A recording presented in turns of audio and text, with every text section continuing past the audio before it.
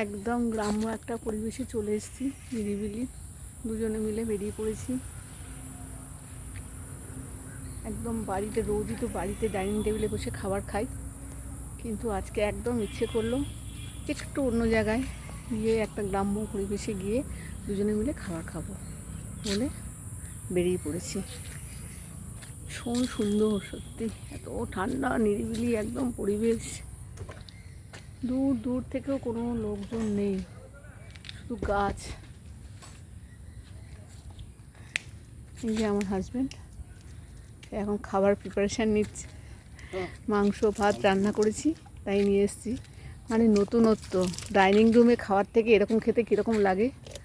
একই জনের রান্না, একই মুখ রোজ দেখছে যে, কিন্তু এই পরিবেশে, এই পুরনো মুখটা বা এই গ্রাম্য পরিবেশে খেতে কীরকম লাগে, মজাই আলাদা। মজাই আলাদা।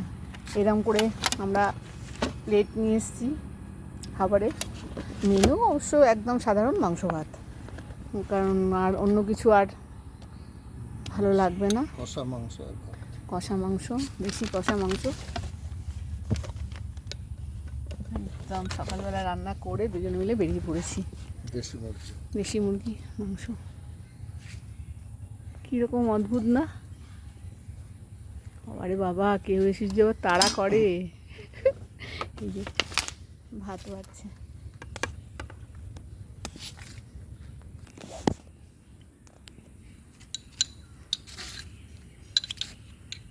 ব্যাস ব্যাস ব্যাস, আর দিও না, ঝোল দিও না আমাকে।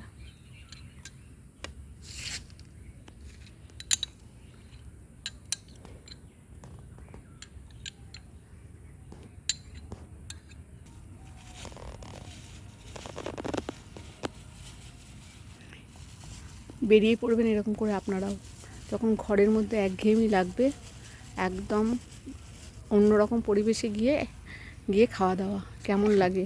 হোটেল নয়, মানে বাড়ির খাবারই নিয়ে যান, কিন্তু একদম অন্যরকম পরিবেশে একটু মুড চেঞ্জ হবেই হবে, এটা আমি বলে দিচ্ছি।